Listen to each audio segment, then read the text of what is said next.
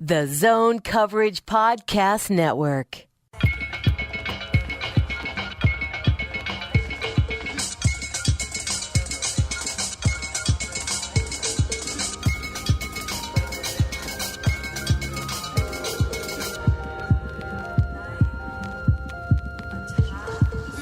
Wolves Wired Podcast, part of the Zone Coverage Podcast Network.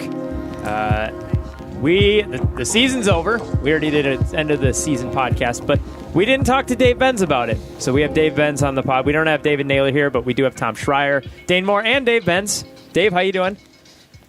I'm good, fellas. It's nice that our season didn't end until almost May. I would have preferred that it didn't end until June, but baby steps, baby steps.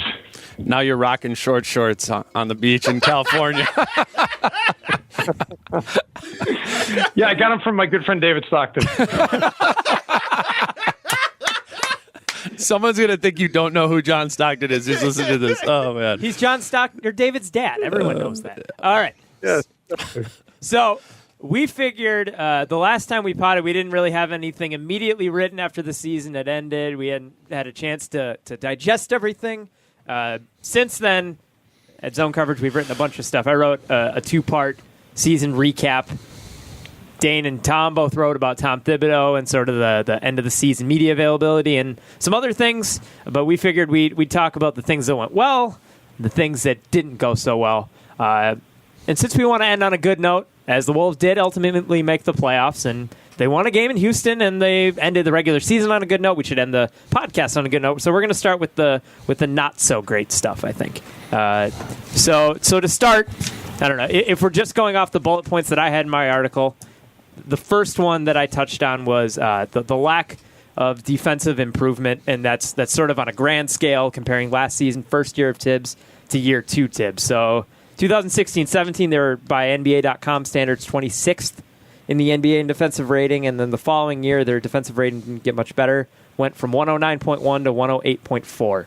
So what do we make of just the defense, the defensive improvements, or lack thereof, even despite the Jimmy Butler trade and everything else? Well, I think that Britt Robson brought it up at the press conference with Tibbs, and I think, he was accurate in what he said. I think that the defense out of the starters doesn't probably get enough credit for how good it was. And I think that the starting unit, they were fine. And I'm not looking at what the final numbers were, but I do know that the first 8 minutes of the game, of all games in the NBA this year, the first 8 minutes, the Timberwolves were number one in the league in defensive rating. I think it was like 96.4. And it was really an impressive number. The problem is they play 48-minute games, and then 8 minutes is about the time when the starters started to rotate out and the bench started to come in, and that's when everything started to fall apart. So I think that, that's really what you need to look at. And it's not really a surprise that, when you bring Jamal Crawford in, Jamal Crawford's never been known as a stout defender. You bring Tyus Jones in, who, his entire NBA career and his entire basketball career really has been fighting an uphill battle, being a little bit undersized. Nemanja Bjelica has been an adequate rebounder, but I wouldn't say that he's a stout defender. So you start mixing these guys in. I think that's where the problems came in. That's obviously something that they're going to have to take a long look at during the off season. How can they make that better? We all know that they're really going to be strapped in terms of any moves that they can make this off season. They talked a little bit about possibly dangling that draft pick and seeing what they can come up with. But at the end of the day, they're going to largely be having to work with the same guys. So how do they make that, not fall off a cliff like it did when the reserves start to come in? Yeah, Dave, I think that's the line I draw to in the lack of defensive improvement. Obviously, we'd like more out of the starters for this team to truly compete. I mean, to truly compete in the NBA, you need to be a top 10 defense. But you can really point to the bench as a huge point for that weakness. If you look amongst all of the playoff teams, the 16 teams that made the playoffs, only the Milwaukee Bucks had a worse net rating from their defense, or from their team as a whole, offense minus defense, and the Timberwolves far and away had the worst bench defensive rating. out of all those teams. And even in the worst benches in the league, they're almost all non-playoff teams except for the Bucks and for the Pelicans. And you look at the Bucks and the Pelicans have these great defenders. They have a great defender in Antetokounmpo and Anthony Davis. And the Wolves largely have that with Jimmy Butler too. But I think something that I just took away from the season is that one or even two good defenders, I think the Wolves have that in Taj Gibson, that's not enough. To have like a holistic defensive improvement, you need to have a team, and you need to have numerous good defenders that are not only in your starting lineup but also coming off your bench. And wouldn't you love to have like a lockdown guy? I mean, I'm thinking of like a Tony Allen type, and maybe somebody that's not even a starter, but somebody that can come out and just put a blanket on somebody that if another team's guy is getting hot, this is your guy you can bring in, and he's gonna absolutely just smother him, and that's tough to find. But that would certainly help the second unit. But you're right. The other part of it too is the starters are obviously largely in finishing games, and there was some mix and match where situational. Tibbs might go with a little bit smaller lineup to close out games or whatever. But largely, you're finishing the games with your starting unit, and they were not great in the fourth quarter. And if you're going to be honest about it, you have to wonder are they gassed at the end of games? The fact that these guys played such heavy minutes, and I'm sure that's something else that Tibbs is going to look at. And I think some of the critique of the minutes that the guys have played is fair, and I think some of it is a byproduct of the fact that, did you really want any of these guys off the bench playing heavy minutes? I mean, who off the bench did you feel like, well, they really should have gotten a lot more minutes this year? I mean, you look at the number of the starters played, and you would have liked that to be down a little bit, but where are you going to put those minutes? So, yeah, and like that was actually another I guess bullet point, if we want to call it that I had in my what went wrong was the bench never really stepped up, save a few games. Jamal Crawford in the home opener, and then there were some others. Tyus Jones had some moments.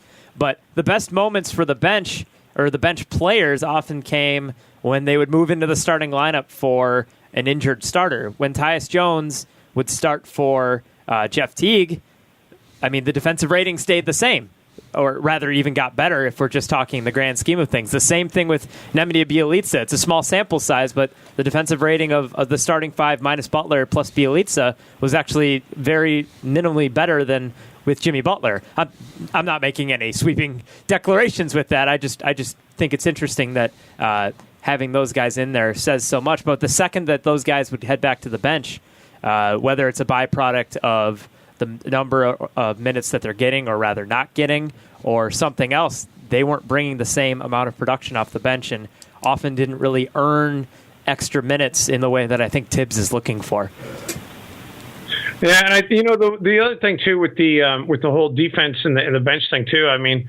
I think we did see them, raise the level of play a little bit down the stretch, and I don't know what the numbers dictate, but I think that they were better.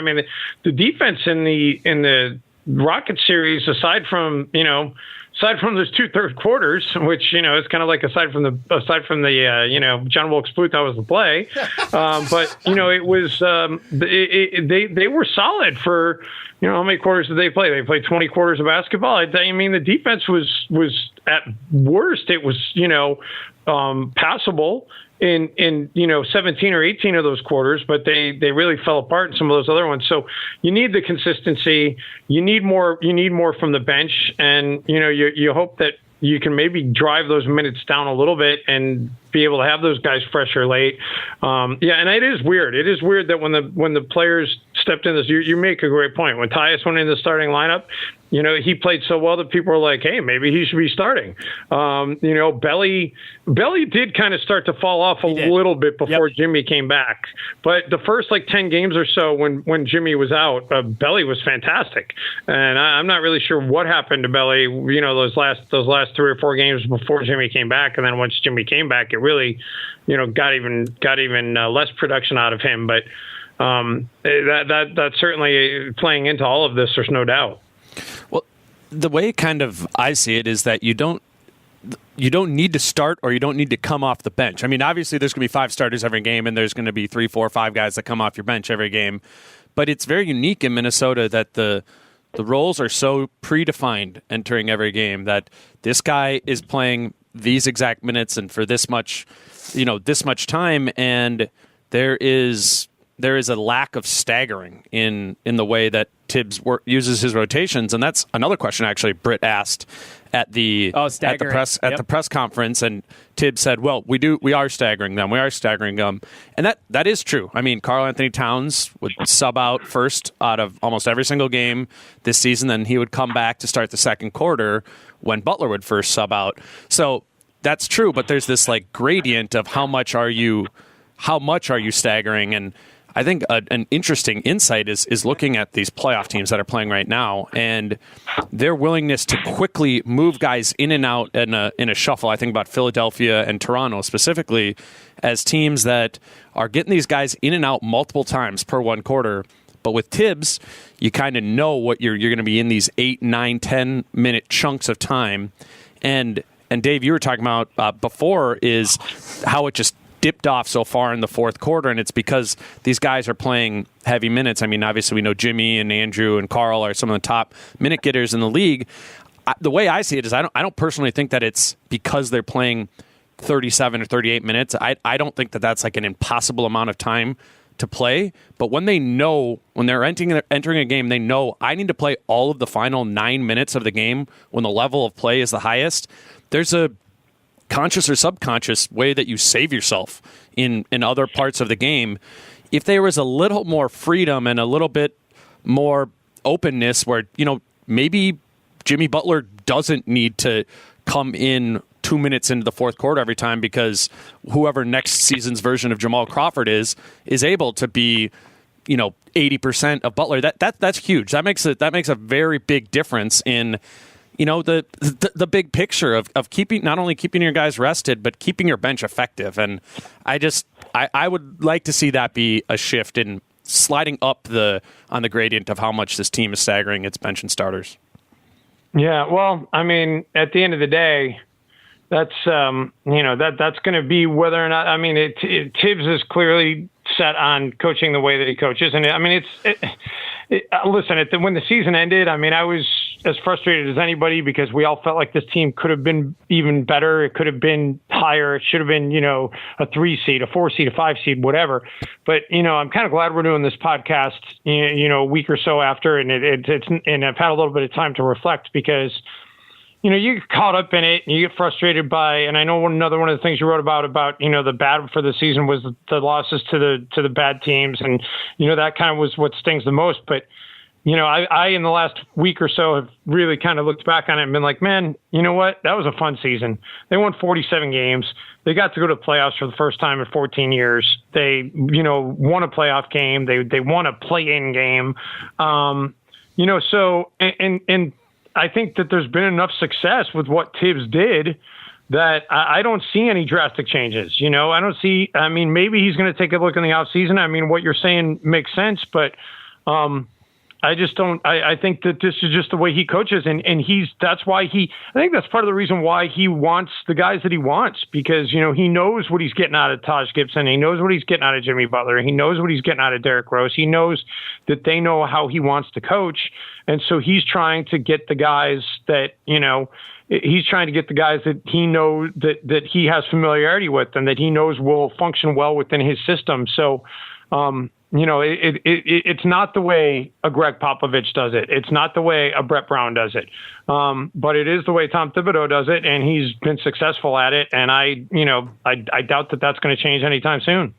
I wonder what his willingness is to have a specialist offensively. It seems like the defense he can figure out or will, that's his expertise. But it's really a detrimental if, assuming Andrew Wiggins is on the team, which I think he is next year, that if he doesn't feel like he's part of the offense, or if there's even just kind of the ISO heavy offense that they run. I wonder if there's someone that can come in that is Tibbs' guy, but for offense directs the offense. Yeah. Do you have thoughts on that, Dave? I mean, you're saying, is there a guy that could come in to be just a defensive stopper like we were talking about? No, I'm saying is there a coach kind of to articulate an offensive concepts or to focus like an offensive coordinator? I thought you meant a player. Yeah, okay. Sorry, I should have. I was going to say Jimmy Butler. Yeah, I thought you meant a player as well. You're saying like you're basically saying like an offensive coordinator. Yes. Mm-hmm. Yeah. Well, I mean, that's part of it too. And you think about Tibbs was basically, when he was in Boston, he was Doc Rivers' defensive coordinator.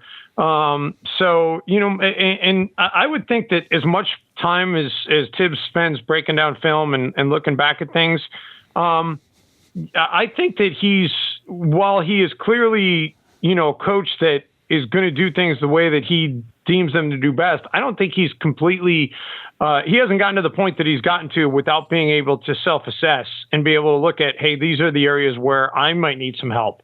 And, maybe that's something that he's going to look into. I can't really speak for him, but I would say that, he, like I said, he didn't get to this point without being able to read the tea leaves and see what's going on.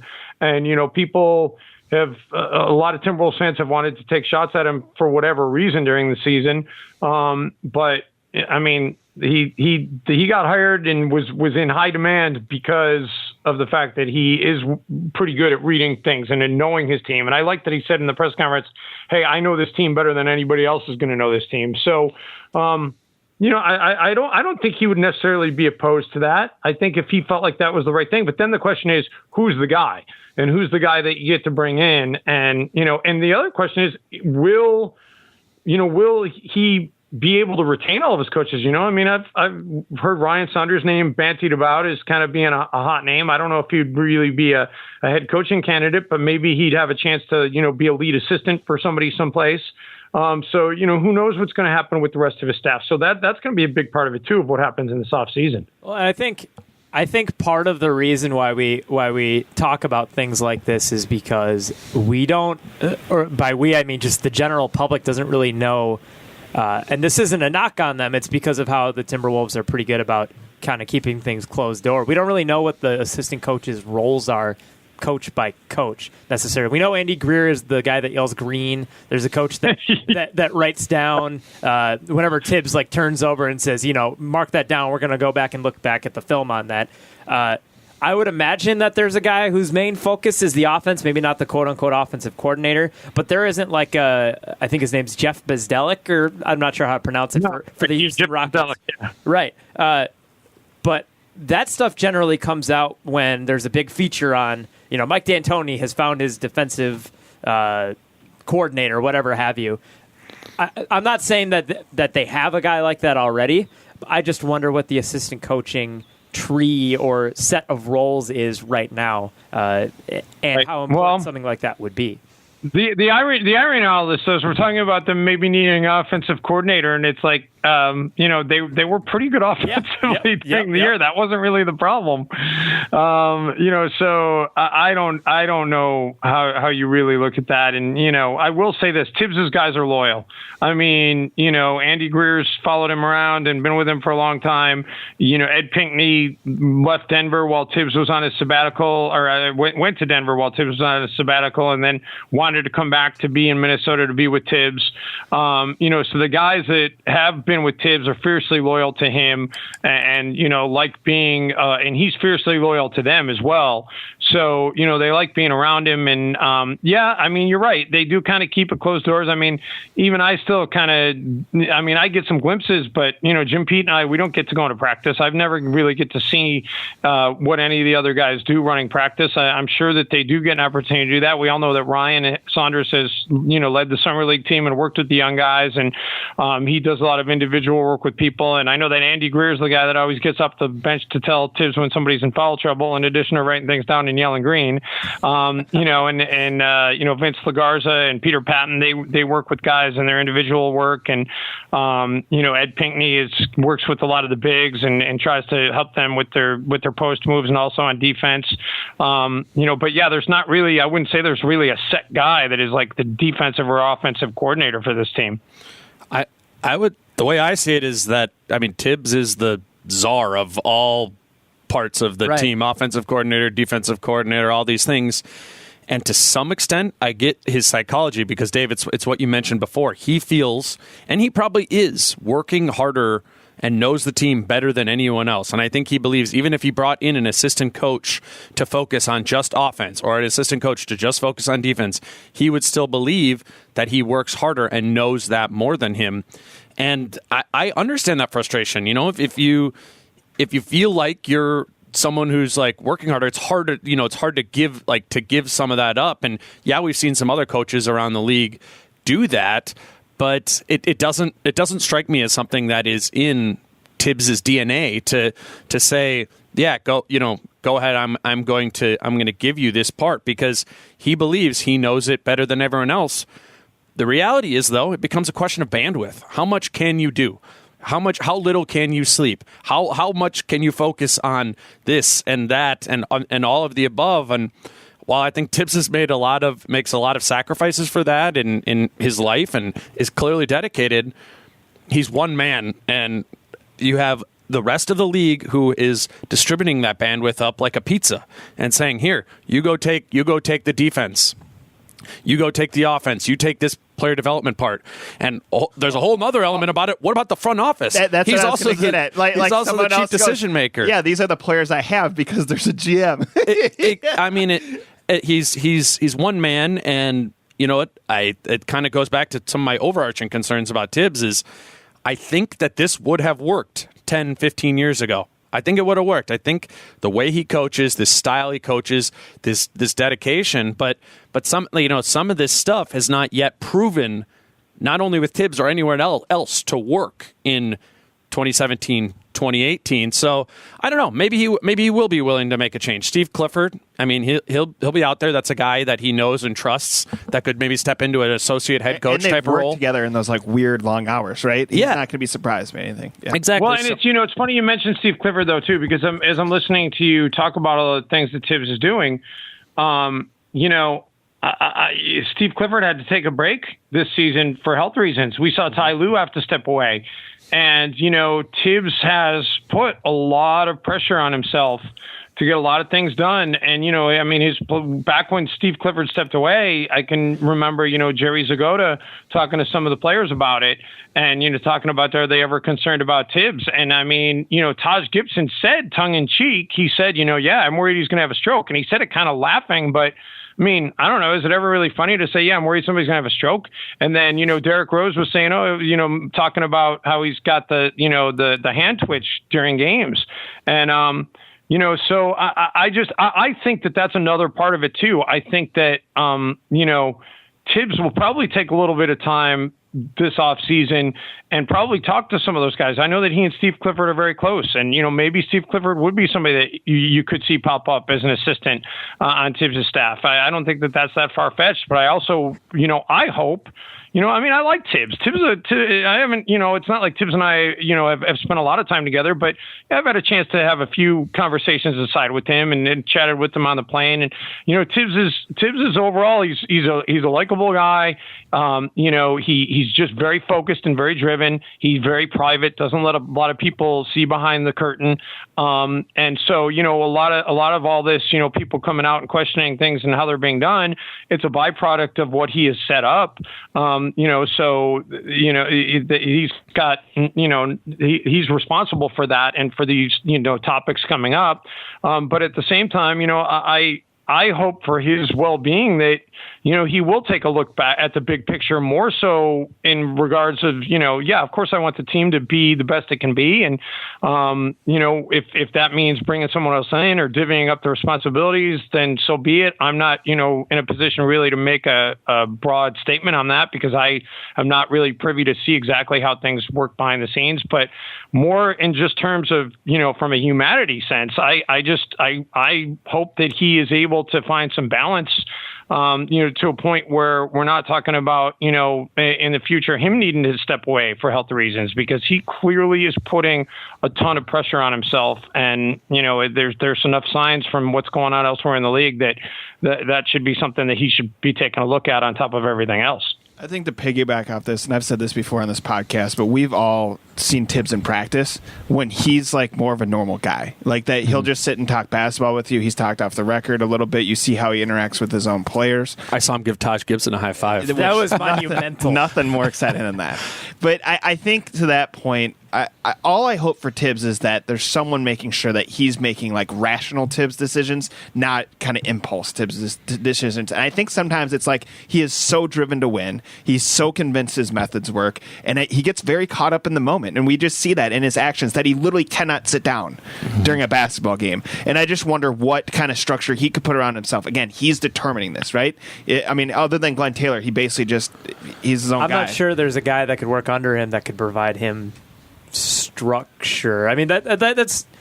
I totally. I mean, like I feel like he just needs like some stopgaps, some release. Considering the way he coaches and the way that he's kind of lined everything up as a coach, I don't see him ever hiring a guy to give himself structure. You know what I mean? I think he thinks that his structure is as set as his rotations are, as set as his coach's roles are, and everything else. And to be fair, he never looks like he lacks energy. I mean, you know what I mean? Like, I wonder how many calories he actually burns during a game. It has to be like stupid for like a coach.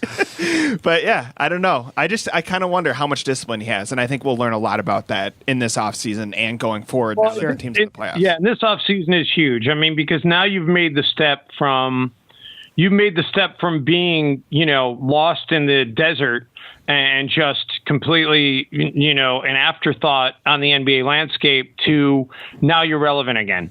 And now you're playing meaningful games. And, now, and a lot of people will say, obviously not for the Timberwolves, it has not been an easy step to take, but a lot of people say, well, that's the easier step to take. Now, the next step of taking it to, we're really a team that can make a deep playoff run and possibly be in the conversation to contend for a championship. That's a whole nother animal. And this offseason is going to be huge for, can they position themselves to take that next step? So let's jump back to the defense just a little bit, because it relates to the taking that next step in my mind. Because like we've talked about, their offense was really good. Despite, maybe needing an offensive coordinator or whatever have you, they had a top 5 offense and they had a bad defense.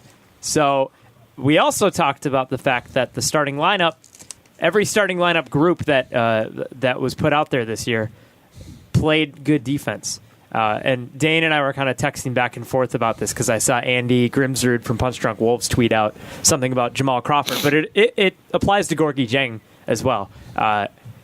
Is a simple, what do the Timberwolves have to do to improve their defense? Is it a simple reshuffling of the bench to get more competent defenders in the rotations with those starters to sort of keep that defensive intensity alive when they get in there?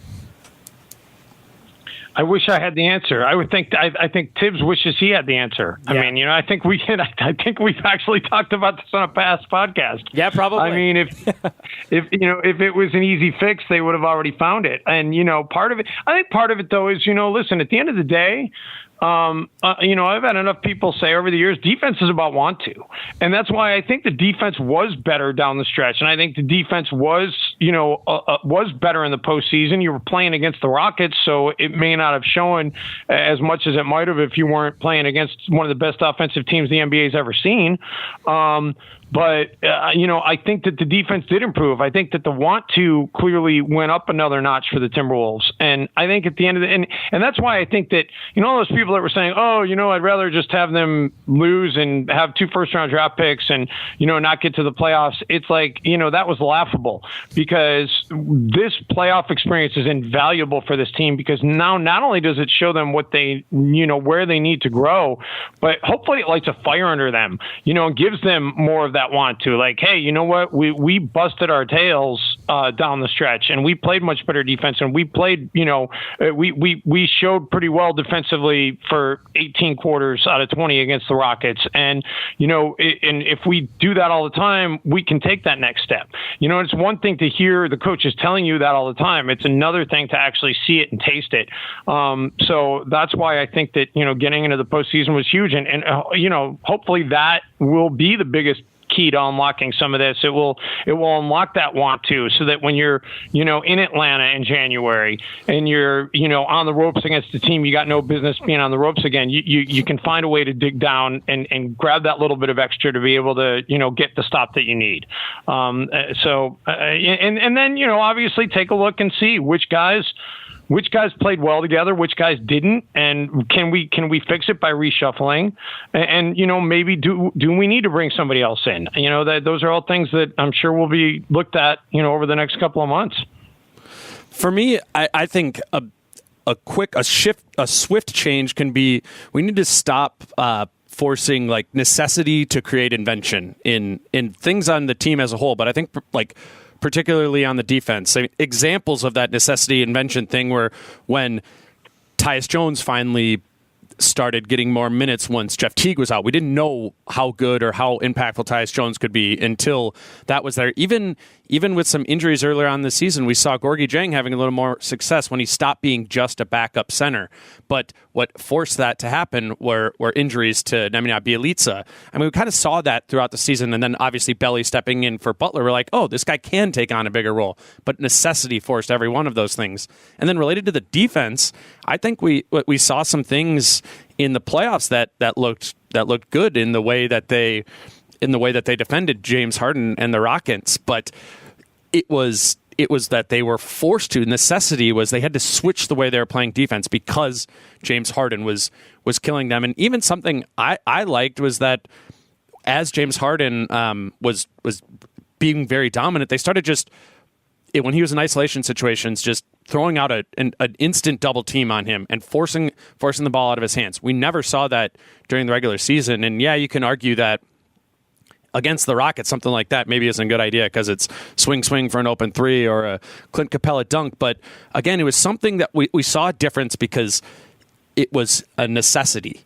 And I would like to see some of the inventions coming to happen before we know that they need to happen. You know what I'm saying? And that can be stuff that pertains to X's and O stuff, and that can be stuff that pertains to, roster manipulations. And so obviously one we're going to talk about a lot over the course of the summer is Derrick Rose, and who I think was really helpful at times this season. Yep. But if they bring him back like at a high price, and then we're down the road and we're like, shoot, we still need a wing defender. Like we'll have waited too long. Like, let's get ahead of some of these things before we get caught up underneath of them. I don't know if that makes sense. And one other thing I just want to talk about, like, we'll see how laughable it is, Dave, when we know what Kawhi Leonard, Damian Lillard, or Kemba Walker get traded for this summer. If those guys are go for a cheap price, and an extra first round pick could be the difference in that. I'm just saying that the jury is still out on how impactful that extra pick is, and I probably stand alone on this hill. But I think I'm not saying missing the playoffs. They should have tanked to miss the playoffs, but there is discernible value in having two first round picks.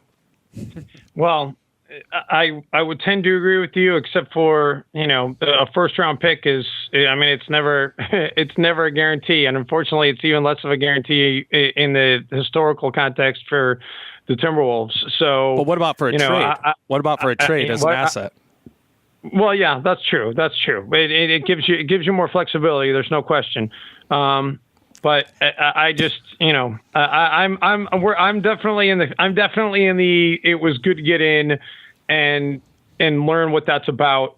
I think that's, if you could guarantee me that had they missed the playoffs and they got 2 first round picks and they could turn that into Kawhi Leonard or Damian Lillard, then, maybe I might have a different argument, but there's no way to guarantee that. Absolutely. And so, absolutely. That's right. At the end of the day, I'll take the bird in the hand, and the bird in the hand is getting into the playoffs and what that experience can mean for this team going forward. Do you view that experience as, okay, when we entered the playoffs and we didn't know how valuable this experience would be, and kind of we all had our guesses, right? And it's right. What do you think it exceeded your expectations of that? Because we were talking about this when we were in Houston of, when we get to 4 or 5 or 6 or 7 games, we'll know more about how that feels and how impactful that was. Dave, do you leave the playoffs saying that the experience was more valuable than maybe you thought entering? I would say yes, because, think about just all the teams that have, you have to get over the hump. Nobody just comes in. I mean, aside from, I think of that young Oklahoma City team when they still had Harden and they made it all the way to the finals against the Heat. And it was, they had a legitimate chance to win that. It was like most teams don't just explode onto the scene and then, dominate. You've got to take your lumps and you've got to learn what it takes to be able to get there and be able to succeed. And the only way to do that is through experience. And, I think look at the growth we saw in Cat just, within that playoff series. The first couple of games, he really struggled. And he adapted, and by the end of the series, I'm not going to say that he was. I don't think anybody would say that he played to his highest potential level, but he clearly grew as the playoff series went on, and I think that that gives him more to lean on. And there's no replacement for the experience of that, and especially for the experience of what it took to get there as well. I think the biggest thing we're going to see. And Andrew made mention to this before the Denver game. Andrew said, we wasted a lot of games. And I think that that's another thing that is going to really help these guys. They realize, had they won in Brooklyn, had they won in Orlando, had they won in Atlanta, had they not blown a 20-point third quarter lead in Milwaukee, had they won at home against Phoenix, had they won in Memphis when Memphis was on an 11-game losing skid, you can go up and down and find games that they easily could have and probably should have won. You find two of those and they're the 3 seed. So, I think that's kind of where the experience comes in is, it makes you realize the big picture experience of, these games all matter, and we can't just roll in and feel like, Atlanta's the worst team in the league and we're going to roll them. No, that doesn't work that way. And this will matter when we're trying to, set ourselves up for what we're going to do in the postseason. So I think all of it inclusive, I think was huge for this team. And I think if they had missed the playoffs, I think you still learn that lesson, but I don't think you learn it quite as in as much definition as you do by actually getting there. And now you see what it took, and you see, okay, this is what we have to build on for next year, and this is how we're going to be able to win in the playoffs next year. I think so. After the first couple of games in Houston, games 1 and 2, we came back and we podcasted, and we had a long conversation that was pretty much centered around this, about the value of making the playoffs versus missing the playoffs. And the one thing, Dane, you convinced me on a little bit was if the Rockets just wiped the floor and the Wolves looked helpless against them, like how much are they really learning from that other than getting devastated? But then they won Game 3, which was huge. Which to me changed everything, because then I'm not saying they learned how to beat Houston, because Houston is sort of an unshakable force in a 7-game series, at least for a team like the Wolves with the playoff inexperience they have. And the Rockets are a title contender. But you saw like a team and what it would look like, because Towns played well, Butler played well. You had a bench player coming off the bench and Rose playing well. Mm-hmm. Teague was getting the crowd pumped up. Yeah, it was you at least we have a 148-minute image of what it looks like. In addition to Game 82, which I think winning that Game 82 against Denver, which was by all means a play-in game, and then you combine the fact that with the fact that they beat Houston in Game 3 and looked really, really good, I think they can take both of those things and obviously the Wolves players, Tom Thibodeau, the front office, never thought about the value of the extra first-round pick when they were down the stretch or whatever, but I think they can take those two things in stride going into the offseason. And you have to convince. Go ahead. I was going to say, and it leaves you with a good taste in your mouth, because they did struggle down the stretch. The month of March was really, really bad. There's no other way to put it. They had that gauntlet of a schedule. They had to go through it without Jimmy, and they really, really struggled. And but because you won that game against Denver, because you won that playoff game against Houston, you kind of forgot about. Up until that point, you forgot about, hey, this is a team that rolled Cleveland at home. Granted, Cleveland was struggling and they weren't, nearly what they are now that they've kind of found their groove here in the postseason. But you rolled Cleveland at home. You think about those games against Indiana and the Lakers, those back-to-back games where they, jumped out. And I don't think Indiana got a point from a starter in that game in Indiana until like the 5-minute mark of the second quarter. And, I think, what was it, like 22-0 they jumped out to. And then they jumped out at 16-0 against the Lakers. And, you think about, okay, this team showed flashes of having the potential to be really, really, really good. And, I think that part of it is instilling that belief and that experience into the players. And you only do that by going to the playoffs and taking your lumps against Houston and at least having that little oasis of success in Game 3. And, one thing I took away when listening to Mike D'Antoni talk before and after just about every game was, and he may have just been saying this out of respect and talking to the media and what have you, but he said we're not treating the Wolves like a regular 8 seed because they were the 3 seed for so long, because they had that stretch in December and January. And, they did steamroll Cleveland. They did sweep the New Orleans Pelicans. They won a bunch of series against those teams 3 through 10 in the West. Like, they were a good team by a lot of stretches and by a lot of measures, and they were the number 3 and 4 seed for a good chunk of the year. So, and on both sides of the ball. I think that's when we saw when the Wolves were great, they were great on both sides of the ball. A top 5 defense and a top 2 or 1 offense at their absolute peak. And this was something that I didn't fully realize until I was digging back into some Tibbs stuff earlier this season, is that the 2011-12 Bulls were that good. That's the type of team they were. They were both top 5 in offense and defense, and that's a very rare feat. Actually, Toronto did it this year, but other than like the Warriors have been doing it, but it's very rare. And so I guess my point is that Tibbs has coached teams like that before, where the defense is solid and the offense functions as the extension of him and works. And so when we were going back and suggesting these changes in offensive coordinator, defensive coordinator, staggering, whatever, to some extent, Tom Thibodeau has some firm ground to stand on, to saying, I've done this before. I've not just been a good team. I've been an elite. I've coached elite teams on both sides of the ball. And I just think that's something that maybe goes overlooked. Like, he was always just a defensive guy. He's never been able to get his offenses. Well, he's got top 5 offense this year, and he's done that in the past as well. So I think, when we think about the elite Wolves, they were and they have been that before. Well, and I think that, like I said, that's huge to build on. Yeah, I wouldn't mind having the extra pick, but I'm glad that they have this experience, and they've seen kind of they haven't seen the mountaintop, but at least now they've been to the base camp of the mountain, so that's something to move forward on for next year for sure. So we've more or less covered every piece of both of my articles without even going one by one. So, good for us. We're awesome.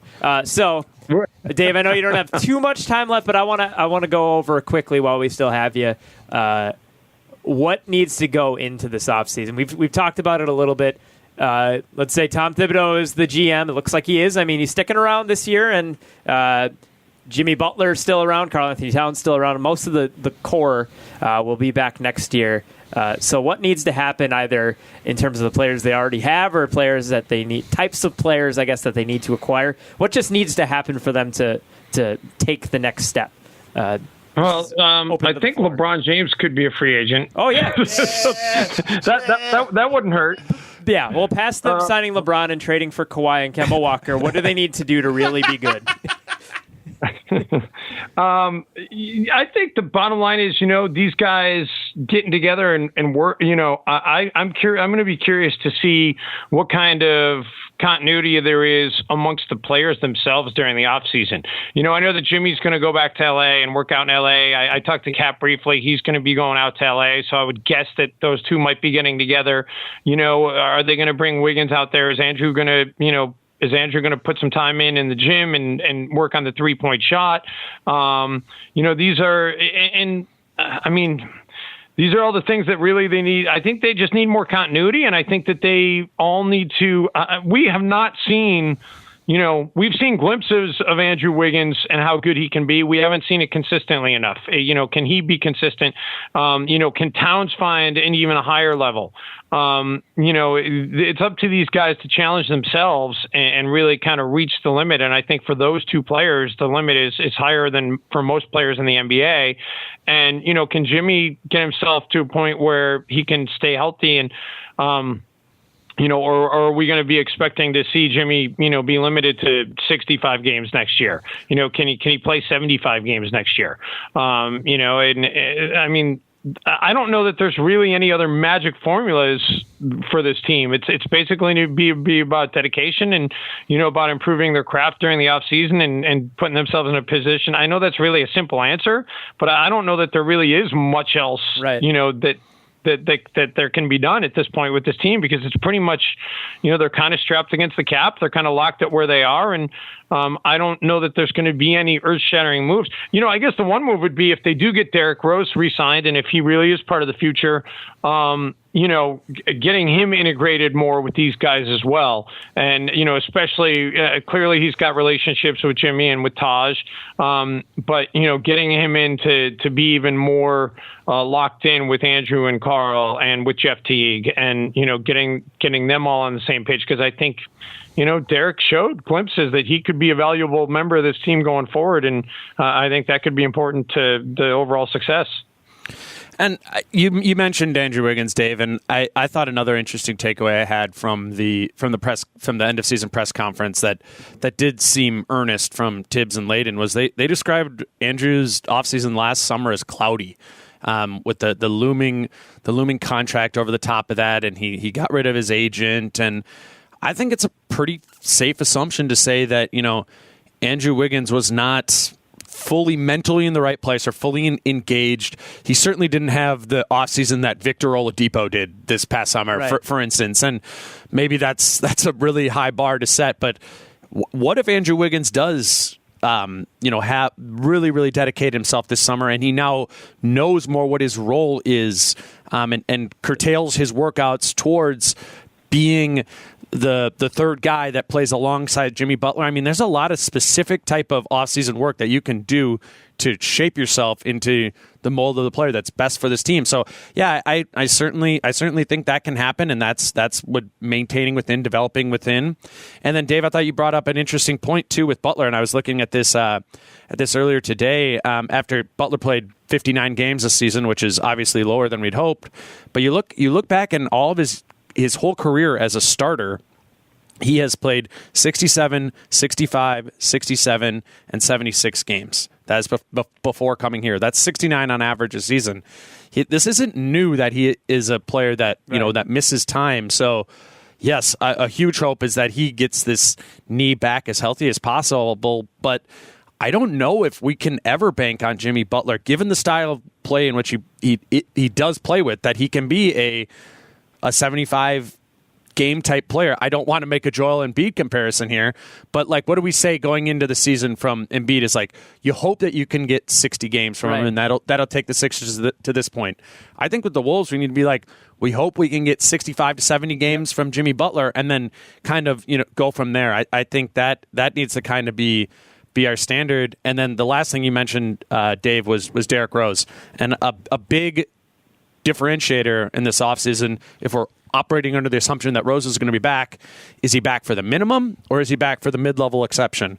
Because if he's back for the full mid-level exception, which is $9 million, that's really the Wolves' only tool of leverage in bringing in a player, minimum player. Right? Yeah, and so I'll say this. I think the one thing the Wolves have going in for them is, it didn't really go all that well for Derek in New York. It didn't go all that well for Derek in Cleveland. And I think that that's going to present two things that are in the Timberwolves' favor. Number one, it did go well for him in Minnesota, and he, likes playing with Tibbs, obviously, and Tibbs is able to get the best out of him. And I think, that's pretty apparent to him and to everybody around him. And number two, because it didn't go well other places, I don't know that there's going to be a lot of people clamoring to put a lot of money on the table for him. So, just the landscape of what's going to be available for him, may not be as great as he would hope it would be. So, I don't, obviously these are questions I'm not privy to, and I don't know how the financials are going to work out, but, hopefully the Timberwolves are able to get Derek, for less than that mid-level exception and be able to still, have some money to spend somewhere else. Derrick Rose also has $15 million coming from Adidas next year. So yeah, I just thought of that. I honestly think that's a big variable in this, because if he didn't, and because, who knows how much money, what he's done with his money in the past. He's made good money before, but having that in the bank, maybe Yeah, maybe he's just like, I want to be around a better team. I want to be around a better team. Or be around Tibbs, someone he's familiar with. How many times Yeah. did he talk And about familiarity? maybe Adidas wants him to be around a better team. Yeah, no, that's very fair. And because they can opt out of that too. So And a team that plays him good Yep. minutes. When he was in Cleveland, I mean, injuries were part of it, and he left for a while or whatever have you. But when he was on Minnesota, he was playing had for a Tibbs, perfect someone role. that trusted him.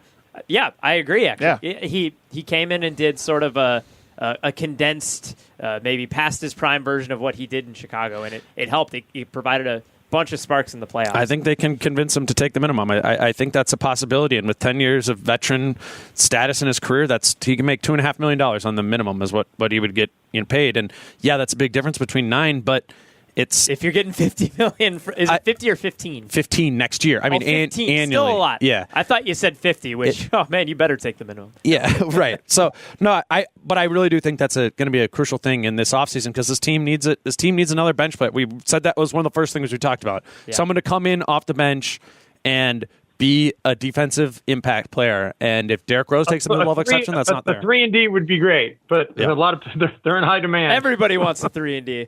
Dave, we know you gotta bounce right about now, but I mean, we talked about it in Houston.